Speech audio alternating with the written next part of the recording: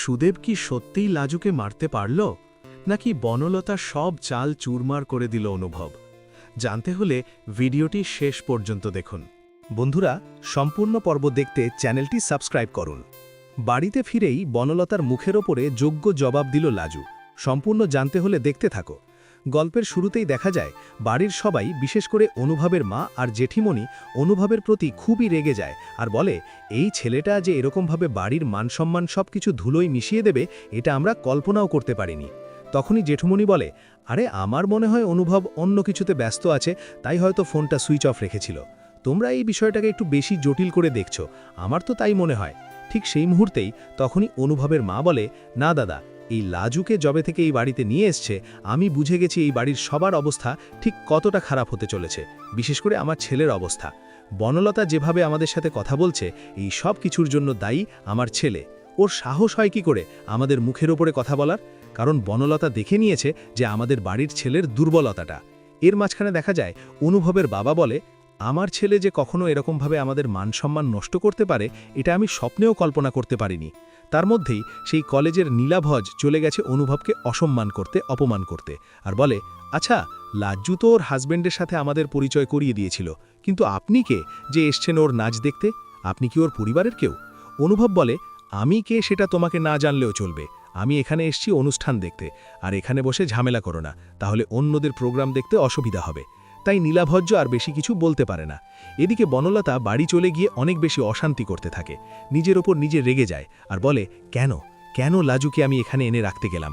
এখন আমি বুঝতে পারছি যে লাজু ঠিক কতটা ডেঞ্জারাস। ও এখন শহরের মেয়েদের মতন হতে চাইছে, নাচ শিখছে, কলেজের বড় মেডিকেল কলেজে ভর্তি হয়েছে, সবকিছু এখন রীতিমতো বদলে যাচ্ছে। ও এখন অনুভবের যোগ্য হয়ে উঠতে চাইছে, কিন্তু লাজু, তুই কোনোদিনও অনুভবের যোগ্য হয়ে উঠতে পারবি না, আর সেই ব্যবস্থা আমি করব। আমি কি ভেবেছিস তুই এইভাবে তুই পারবে যাবি? তোর এই সরল মুখটা না আমি সবার সামনে এক্সপোজ করে দেব। আর সুদেব কি জানে তোর এই কুকীর্তির কথা? তারা সুদেবকেও আমি বলে দেব। এরপর সুদেবকে ফোন করে বনলতা। অন্যদিকে লাজুর পারফরমেন্স শেষ হয়ে গেছে। লাজুর সাথে দেখা করতে চলে যায় অনুভব আর বলে, এক্সেলেন্ট, তুমি দারুণ সুন্দর পারফরমেন্স করেছো লাজু। তোমার এই অনুষ্ঠান দেখার পরে সত্যি বলছি, তুমি যে চ্যালেঞ্জ নিয়েছো সেই চ্যালেঞ্জে কিন্তু তুমি জিতে গেছো। লাজু তখন বলে, তোমার ভালো লেগেছে? অনুভব বলে, ভালো লাগবে না, আমার তো ভীষণ সুন্দর লেগেছে। আমি শুধু একটা কথাই ভাবছি যে তুমি এইভাবে পারফরমেন্স করলে এই কদিন শিখে। তখন লাজ্জু বলে, তুমি ওই এলিনা দিদির কাছে আমাকে নিয়ে গিয়েছিলে, সে আমাকে খুব সুন্দরভাবে গাইড করেছে, সব কিছুই তার জন্য সম্ভব হয়েছে, না হলে কিছুই সম্ভব হতো না। অ্যাকচুয়ালি আমি খুব ভালো পারফরমেন্স করেছি শুধুমাত্র এলিনা দিদির জন্য। তখন অনুভব বলে, সমস্ত টিচাররাই চায় স্টুডেন্ট যাতে বেস্ট পারফরমেন্স করুক। তোমাকে যেভাবে শেখানো হয়েছিল, তুমি যদি নিজে থেকে এগিয়ে না আসতে, নিজে থেকে এত ভালো পারফরমেন্স না করতে, কখনোই এলিনার ক্রেডিট এখানে মহান হতো না। তাই তুমি যেটা করেছো সেটা অনেক ভালো কিছু। এরপরে লাজু বলে, যাই হোক, তোমার ভালো লেগেছে এটাই অনেক বড় কথা।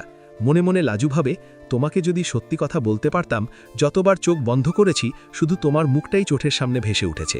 এরপর অনুভবও ভাবে মনের কথাটা বলবে, কিন্তু কোথাও একটা গিয়ে বলতে পারে না। এরপর অনুভব বলে, অনেকটা রাত হয়েছে, এবার তো ফিরতে হবে। তুমি কি এইভাবেই ফিরবে নাকি মেকআপ তুলে ফিরবে? লাজু বলে, আমি তো মেকআপ তুলেই ফিরব। অনুভব বলে, বেশ, তাহলে তুমি ফিরে যেও। আমি আর তুমি যদি একসাথে ফিরি তাহলে ব্যাপারটা ভালো হবে না।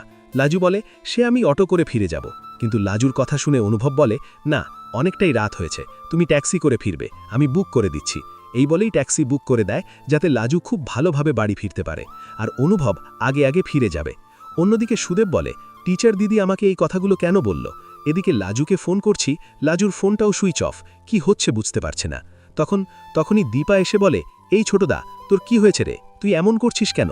তখনই লাজুর কথাই ভাবতে থাকে সুদেব আর বলে, লাজুটা ফোন ধরছে না, আর অন্যদিকে টিচার দিদি ফোন করে কী সব বলল, আধ্যের কথা তো বুঝতে পারলাম না, আর আধ্যের কথা শুনতেও পেলাম না। দীপা বলে, টিচার দিদি কি বলেছে বল আমাদেরকে। কিন্তু সুদেব কি বলবে সেটাই বুঝে উঠতে পারে না। লাজুর জন্য নিজের মনের ভেতরে একটা আশঙ্কা প্রকাশ করতে থাকে সুদেব, আর বুঝতে চায় যে আমি কি লাজুকে কলকাতায় পাঠিয়ে কোনো ভুল সিদ্ধান্ত নিলাম।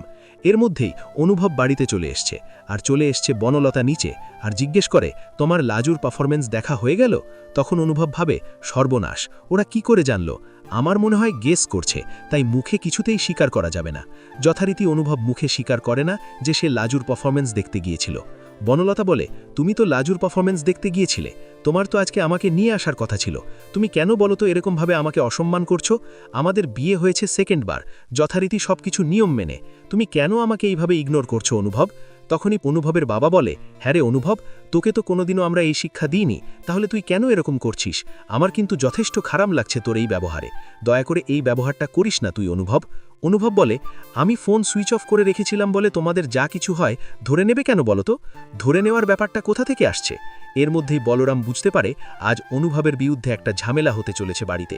তখনই অনুভব বলে, আমি কোনোভাবে কোনো কিছু করিনি, আমার একটা কাজ ছিল, সেখানে গিয়েছিলাম, কিন্তু তার মানে এটা কখনো প্রমাণিত হয় না যে আমি লাজুর পারফরমেন্স দেখতে গিয়েছিলাম। অনুভব ভাবে, যতই চাপ দেওয়া কাজ করুক না কেন, আমি কোনোভাবেই স্বীকার করব না। স্ত্রী তখন বলে, আমার মনে হয় লাজুকে আর এই বাড়িতে রাখার কোনো দরকার নেই, ওকে অন্য কোথাও ভাড়া বাড়ি পাঠিয়ে দাও। এই মেয়েটা এই বাড়ির সর্বনাশ করতে এসছে, যেটা আমি কোনোভাবেই মেনে নিতে পারছি না।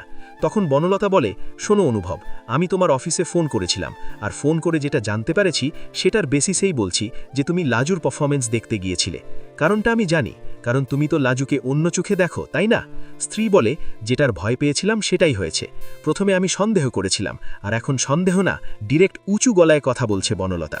এর মধ্যেই অনুভব স্বীকার করছে না আর করবে না বলেও ঠিক করেছে। তখনই দেখা যায় জেঠুমণি বলে, সত্যি সত্যি তোমরা ছেলেটার উপর কিন্তু এবার মানসিক চাপ সৃষ্টি করার চেষ্টা করছো। ও তো বলছে যে ও যায়নি, তাহলে এতগুলো কথা শোনানোর কি আছে? এরপরেই অনুভব ওপরে চলে যাচ্ছিল, ঠিক সেই মুহূর্তেই চলে আসে লাজু। লাজুকে দেখার পরেই বনলতা বলে, এই তো লাজু চলে এসছে, তো আমরা সবটা লাজুর মুখ থেকে শুনে নিই। লাজু, আমি যতদূর জানি তুই সত্যি কথা সবসময় বলতে জানিস, এবার তুই বলতো অনুভব তোর পারফরমেন্স দেখতে কলেজে গিয়েছিল কি যায়নি? এরপর লাজু ভাবে, মিথ্যে কথা বলে কী লাভ, যেটা সত্যি সেটা বলে দিলে ঝামেলাটা মিটে যাবে। একটা মিথ্যে বলতে গেলে 10খানা মিথ্যে আরও বেশি বলতে হবে। তাই লাজু সবার সামনে বলে যে হ্যাঁ গিয়েছিল দেখতে। আর এটা শোনার পর অনুভব ভাবে, কেন লাজু স্বীকার করল? আমি এতক্ষণ ধরে অস্বীকার করছিলাম, লাজু এসে সবটা ঘেঁটে দিল। তখন স্ত্রী বলে, বাহ, আমার ছেলে তো দেখছি লাজুর জন্য মিথ্যে কথা বলাও শিখে গেছে। কি সুন্দর দাঁড়িয়ে দাঁড়িয়ে এখানে কতগুলো মিথ্যে কথা বলল, তাও আবার জোর গলায়। হ্যারে কৃষ্ণ, আর কত নিচে নামবি বলতো? কত নিচে নিজেও নামছিস আর আমাদেরকেও টেনে টেনে নামাচ্ছিস। মনে হচ্ছে আমরাই যেন তোকে এই রকমের শিক্ষা দিয়েছি। লাজু তখন বলে, পারফরমেন্স দেখতে গিয়েছিল, আমি তো সবাইকেই বলেছিলাম, কিন্তু কেউ যায়নি। আর বনলতা দিদি তো আমাকে অনেক অপমান করলো, কিন্তু আমাকে দেখতে গিয়েছিল খিটকেল, আর আমি বলেছিলাম বলেই গিয়েছিল। কিন্তু বনলতা বুঝতে পারে লাজু আর অনুভবের সম্পর্কটা দিন দিন যেদিকে এগোচ্ছে, বনলতার এই বাড়িতে থাকাটা দুষ্কর হয়ে উঠছে। লাজু যখন সবার সামনে স্বীকার করে নিল যে অনুভব তার নাচের অনুষ্ঠান দেখতে গিয়েছিল, তখন ড্রয়িং রুমের পরিবেশটা মুহূর্তের মধ্যে থমথমে হয়ে গেল। অনুভবের মা কৃষ্ণা দেবী নিজের কানকে বিশ্বাস করতে পারছিলেন না। তিনি ভাবতেও পারেননি তার আদর্শবাদী ছেলে একটা সাধারণ মেয়ের জন্য বাড়ির বড়দের সামনে দাঁড়িয়ে এইভাবে অনর্গল মিথ্যে কথা বলে যাবে। জেঠিমণি রাগে ফুঁসতে ফুঁসতে বললেন, দেখলে তো বড়দা, আমি আগেই বলেছিলাম এই মেয়েটাই বাড়িতে পা রাখার পর থেকেই কৃষ্ণের মতিভ্রম হয়েছে। ও এখন যা বলছে সবটাই এই লাজুর শেখানো বুলি। বনলতা এক পা এগিয়ে এসে লাজুর খুব কাছে দাঁড়িয়ে কুটিল হাসল আর বলল, কিরে লাজু, এখন তো তোর খুব আনন্দ হচ্ছে তাই না? তুই তো এটাই চেয়েছিলি যে অনুভবকে দিয়ে মিথ্যে বলিয়ে আমাদের চোখে ওকে ছোট করবি। কিন্তু মনে রাখিস, এই চাল তোর বেশি দিন টিকবে না। অনুভব যখন অপরাধ বোধে মুখ নিচু করে দাঁড়িয়েছিল, তখন লাজু কিন্তু দমে যাওয়ার পাত্রী নয়। সে বনলতার চোখের দিকে সরাসরি তাকিয়ে শান্ত গলায় বলল, বনলতা দিদি, তুমি ভুল ভাবছ। অনুভবদা মিথ্যে বলেছিল কারণ সে জানতো তোমরা অযথা বিষয়টাকে নিয়ে জল ঘোলা করবে। আমি এখানে নাচ শিখতে এসেছি আর পড়াশোনা করতে এসেছি। তাতে যদি আমার বাড়ির কেউ আমাকে উৎসাহ দিতে যায়, তবে তাতে অন্যায়ের কি আছে? আর অনুভবদা তো একা যায়নি, কলেজের আরও অনেকে ছিল সেখানে। বনলতা চিৎকার করে উঠল, তুই মুখ সামলে কথা বল লাজু, তুই কাকে জ্ঞান দিচ্ছিস? তুই কি ভাবিস আমরা কিছু বুঝি না? অনুভব তোর জন্য অফিসের কাজ ফেলে রেখে ঘন্টার পর ঘন্টা কলেজের অডিটোরিয়ামে বসে রইল, আর তুই সেটাকে সামান্য উৎসাহ বলছিস? আসলে তোর সাহস বেড়ে গেছে, কারণ তুই অনুভবকে হাতের মুঠোয় করে ফেলেছিস। অনুভবের বাবা এবার গর্জে উঠলেন। তিনি বললেন, অনুভব, তোকে নিয়ে আমার গর্বের শেষ ছিল না, কিন্তু আজ তুই আমাকে সবার সামনে মাথা নিচু করতে বাধ্য করলি। তুই লাজুর নাচ দেখতে যাবি যা, কিন্তু সেটা লুকিয়ে কেন? আর বাড়িতে এসে মিথ্যে কেন বললি? অনুভব অপরাধীর মতো বলল, বাবা, আমি আসলে পরিস্থিতি জটিল করতে চাইনি। কিন্তু বনলতা তাকে কথা শেষ করতে দিল না। সে হাত নেড়ে বাধা দিয়ে বলল, পরিস্থিতি তো জটিল তুই নিজে করছিস। অনুভব, তুই এখনও বুঝতে পারছিস না এই মেয়েটা তলে তলে তোকে গ্রাস করছে। ও চাইছে তুই যেন আমাদের সবার থেকে দূরে সরে যাস, আর ও একা তোর ওপর রাজত্ব করে। লাজু এবার আর চুপ থাকল না। সে বনলতার দিকে এক পা এগিয়ে গিয়ে বলল, বনলতা দিদি, তুমি সারাক্ষণ আমাকে নিয়ে আর অনুভবদাকে নিয়ে এত আজেবাজে চিন্তা করো কেন বলো তো? আসলে তোমার নিজের মনেই চোর আছে। তুমি জানো যে তুমি নিজে কি করতে চাইছো, তাই অন্যকেও নিজের পাল্লায় মাপছ। আমি এই বাড়িতে আশ্রিত হিসেবে এসেছি ঠিকই, কিন্তু তার মানে এই নয় যে তোমরা যখন তখন আমাকে যা খুশি তাই বলবে। আমি অনুভবদাকে সম্মান করি, আর উনি আমাকে সাহায্য করছেন, সেটা ওনার মহানুভবতা। তোমার মতো সংকীর্ণ মনের মানুষ সেটা বুঝবে না। লাজুর মুখে এমন কড়া জবাব শুনে বাড়ির সবাই তাজ্জব হয়ে গেল। বিশেষ করে বনলতা তো একেবারে বাকরুদ্ধ হয়ে দাঁড়িয়ে রইল। সে ভাবতেই পারেনি গ্রাম থেকে আসা সেই শান্ত লাজু একদিন তার মুখের ওপর এইভাবে কথা বলবে। কৃষ্ণাদেবী এবার লাজুর দিকে টেড়ে গিয়ে বললেন, তোর এত বড় স্পর্ধা, তুই আমার বাড়ির বউয়ের সাথে মুখে মুখে তর্ক করিস? বের হয়ে যা এই বাড়ি থেকে, এক্ষুনি বের হয়ে যা।